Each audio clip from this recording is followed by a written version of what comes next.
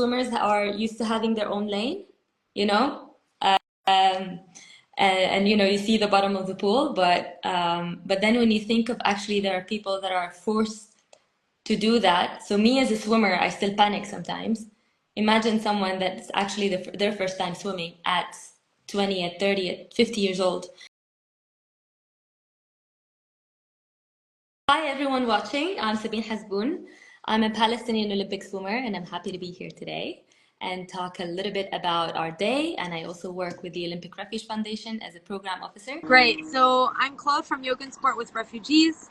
We are a sports organization facilitating the access to sport for displaced people in Greece and in France. And as Sabina mentioned, she swam 12 kilometers for good, which is a part of our global campaign. So what we're doing in this campaign is we are swimming 12 kilometers, which is the distance between Turkey and Lesvos. Lesvos is a little island which is 12 kilometers far away from the Greek coast. And as you can see, and as you heard before, there's boats behind me and I'm by the sea. And basically across there, you see a little mountain, and that's Turkey. So this is really the exact route that over 10,000 people take yearly, and also the most popular route within the agency for displaced people to cross into Europe. And because we want to raise awareness about the situation, especially with the 120 million displaced people globally right now, we're advocating for better rights for displaced people through the swim that we do. And I will just pass on over to you, Sabine, and you want to tell me a little bit about your day and maybe also just why you decided to join the swim.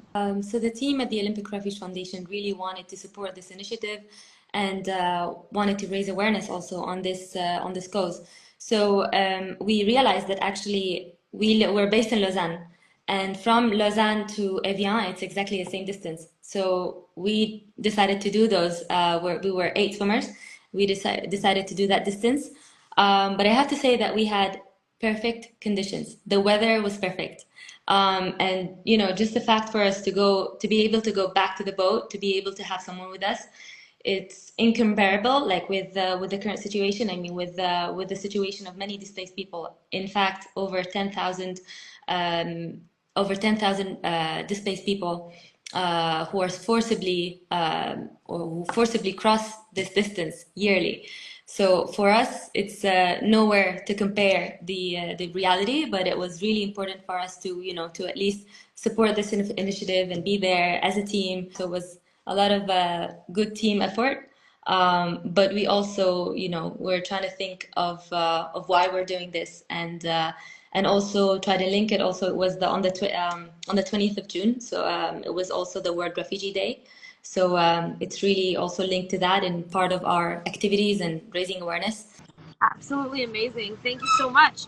So as we're talking about the water, and you said you were jumping into the water, would you like to just tell me a little bit about your story actually with the water, because you are an Olympian swimmer, and how did that all start off, also with you being Palestinian? I was born and raised in Bethlehem, Palestine. And my mom loved swimming. She was a swimmer, and we realized the importance of, you know, learning how to swim from a very early age. And actually, when I was 1 year old, I don't remember, but I drowned. I was drowning, and my mom immediately saved me. So we realized how important it was for me to start swimming and learn how to swim, you know, just to survive. But then. And then I just fell in love with the water, and I really wanted to swim. And you know, we had a team in Bethlehem. I grew up swimming in an 18 meters length pool, so it's probably like a hotel pool. I actually did not have access to open water, so the first time that I actually put my head underwater in a sea, I was 10 years old. It was in an international competition. Wow. Where was that? It was in Aqaba in Jordan. Oh, wow. So I already joined the team when I was 9 years old, and started competing, you know, 50 meters, 10 meters, 100 meters, freestyle breaststroke mainly, and then I switched to butterfly. But it was all in, you know, in pools. We had one semi-Olympic pool that later, when I was 13 more or less, it had to be shut down for renovation. So it was really, if I want to talk about access, it was really not a lot of access, I would say. So when we were competing, we were offered an opportunity to actually compete like with Team Palestine in Jordan in an open water event. It was the Red Sea, so it's a little bit more salty, and I had no idea. So I was 10 years old, and I still remember now I couldn't put my head underwater. I called my parents, and we still laugh about it until now because it was terrible, horrifying, and I have to admit that I still panic in open water sometimes because not all swimmers are used to that. We're swimming, like swimmers are used to having their own lane, you know, um, and you see the bottom of the pool, but then when you think of actually there are people that are forced to do that. So me as a swimmer, I still panic sometimes. Imagine someone that's actually their first time swimming at 20, at 30, at 50 years old, So for me, I had to, get used to it more and more. And I really got used to it because only because I was living in Barcelona later. I moved to Barcelona when I was 17.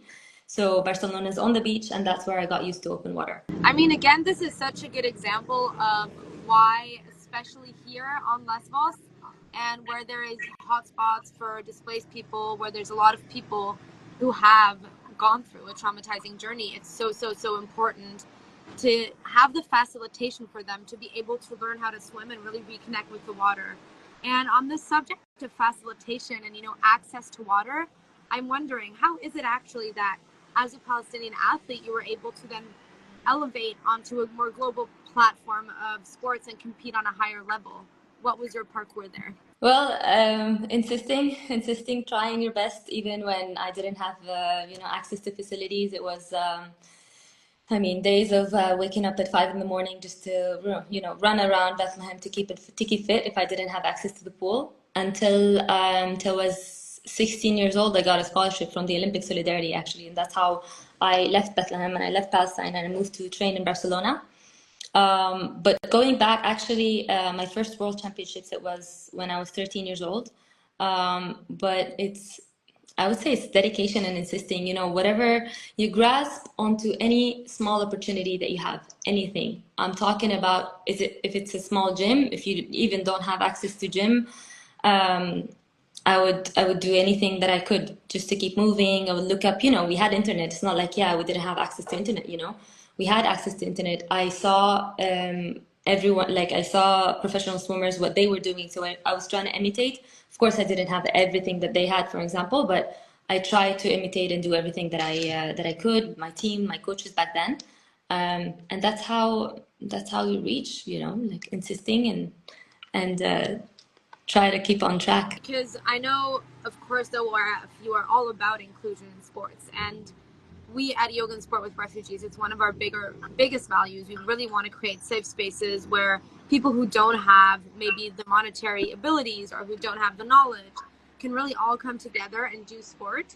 So especially with a lived experience, of doing sport as a Palestinian and being in the working in the ORF, do you think there's more hurdles for displaced people to join sports? And actually, it's a good point to talk about it, the areas that how we try to affect change.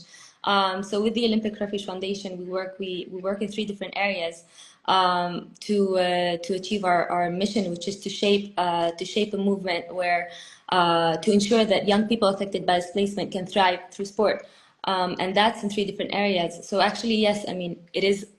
Is it hard? Is there obstacles? Of course, but the 3 different areas is actually how can you create change, or how can you help young people affected by displacement? First of all, is access. So try to create access to safe sport. But then how do you do that on a bigger scale? You say, okay, we want to create access, but it also advocating for adoption when it comes to refugee responses, so that it could be included by practitioners and policymakers to adopt sport as a method to improve or to improve their experience. Not only about physical, of course, it's about mental health, social inclusion between the host communities and the refugees.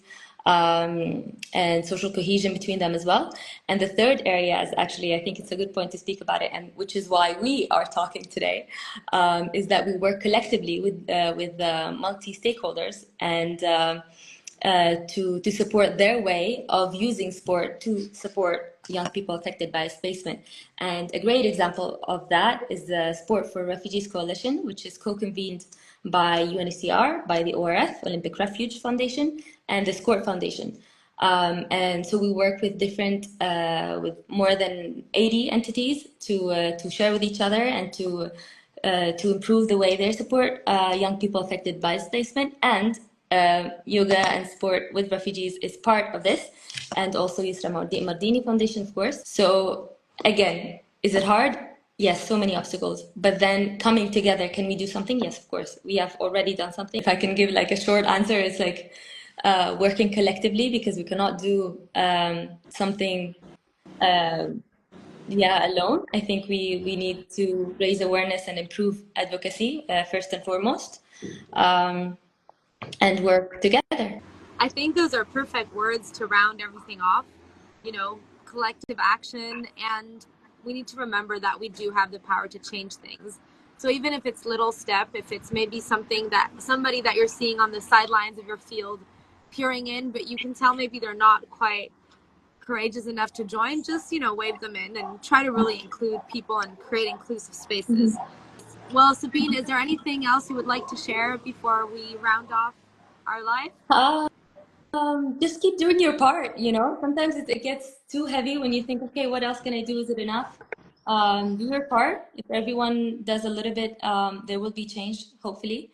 And I think we all should hold ourselves accountable for everything that we do, and put our intentions, do what we love with a lot of, you know, support between each other and all that. And it just, you know, when we speak about sports in general, I feel like it's not about like actually exercising, doing sports. What is sports? Sports is much way beyond just doing something or a hobby or improving your, you know, your toning your body and all, you know. It's where I think we're way past that. You know, what is sports? Why we do sports? Is it to bring people together? It's because every single human on earth deserves to belong and feel that they belong through sport.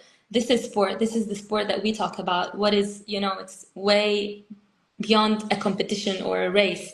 And this is something that I realized after becoming an Olympian. You know, I raced 50 meters, you know, 50 meters freestyle in the Olympics. That's it. It's under half a minute. It's nothing. But then when you think of it, it's much more than that. What is the experience that it gives you? What are you trying to tell the world? What are you trying to share? You know, it's when you keep it about sports, it's boring, you know. And now, honestly, like speaking on behalf of myself, I find swimming boring sometimes, you know. So it's much more about, much more than that, or trying new sports as well. So yeah.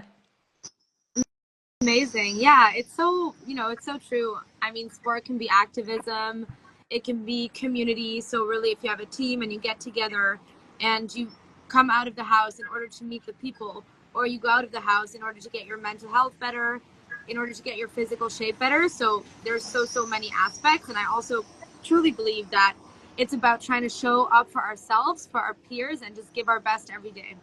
Mm-hmm. Exactly. Amen to that. And thank you and Yusra and Sven so much for everything, for, you know, for this initiative, for inviting us, for can I say thank you for pushing us to do that? Of course. Yeah, thank you for pushing us to do that, because it's it was good. And thank you, Sabine, for being a role model for so many people out there. If it's athletes, if it's Palestinian athletes, you know, amazing job. Thank you, and keep on the great work. Thank you. Bye. Enjoy tomorrow. Bye.